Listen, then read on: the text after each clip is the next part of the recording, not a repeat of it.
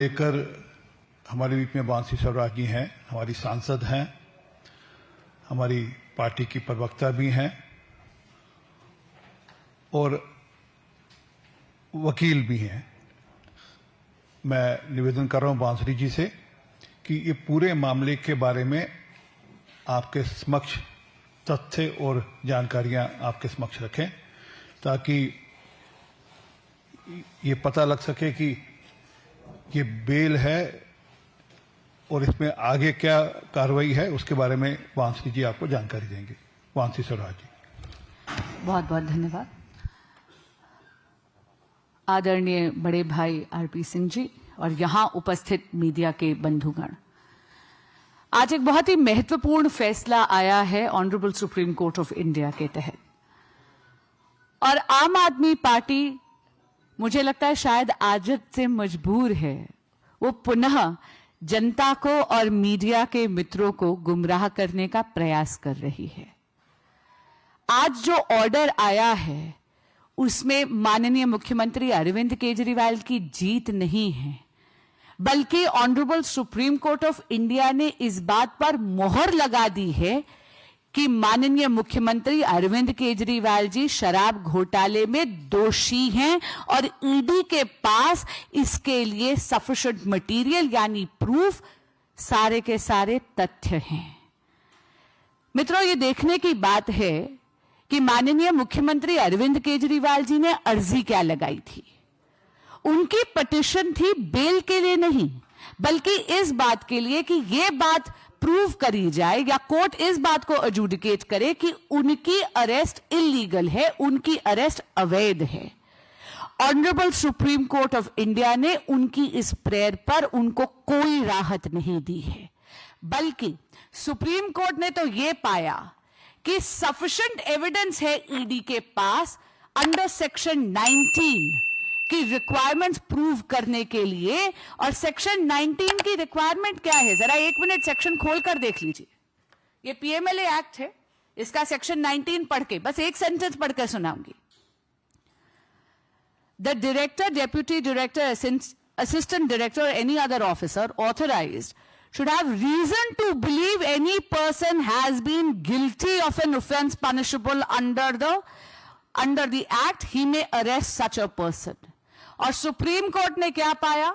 Supreme court ने यह पाया कि इन्वेस्टिगेटिंग एजेंसीज के पास सफिशिएंट मटेरियल था सेक्शन 19 की रिक्वायरमेंट प्रूव करने की।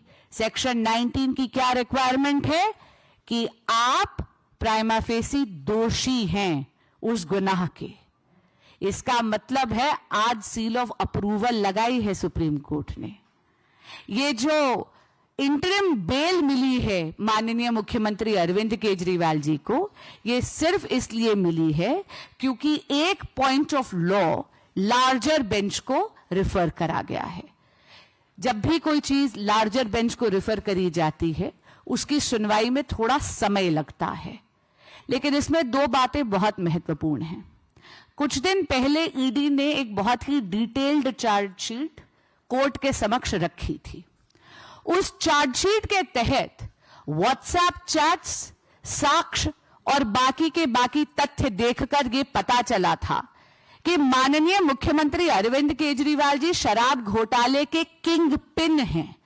उनके बहुत ही नजदीकी निकटतम रिश्ते हैं बाकी को अक्यूज्ड के साथ, और उनके निर्देश पर माननीय मुख्यमंत्री अरविंद केजरीवाल जी की जो साठगांठ है बाकी को अक्यूज्ड के साथ, उन्हीं के कारण 100 करोड़ रुपए तक के किकबैक्स आम आदमी पार्टी के सरगना श्री अरविंद केजरीवाल जी ने लिया है शराब घोटाले में।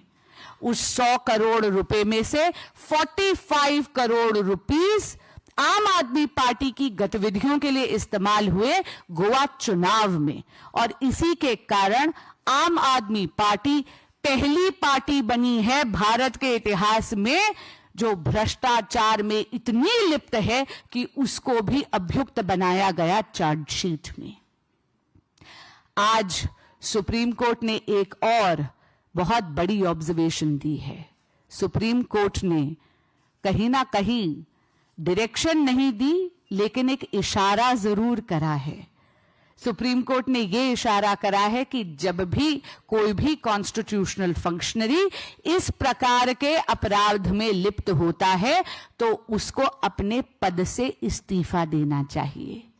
लेकिन माननीय मुख्यमंत्री अरविंद केजरीवाल जी इन्वेस्टिगेटिव एजेंसीज को गुमराह कर रहे हैं, अपने साथियों को भी लिप्त कर रहे हैं। कभी सौरभ भारद्वाज जी का नाम लेते हैं, कभी आतिशी जी का नाम लेते हैं, कभी दुर्गेश पाठक जी का नाम लेते हैं, पर सत्ता के मुंह में इतने मदमस्त हैं कि सीएम की कुर्सी को छोड़ने के लिए वो तैयार नहीं हैं। इनकी इस जिद के कारण दिल्ली में एक पॉलिसी पैरालिसिस हो रहा है, एक कॉन्स्टिट्यूशनल क्राइसिस हो रहा है। आज जो इंटरिम बेल की कंडीशंस हैं वो वही हैं जो उनको पहले भी दी गई थी, यानी 10 मई का ऑर्डर जिसके तहत उनको इंटरिम बेल गई थी वो कंडीशंस लागू होती हैं और उन कंडीशन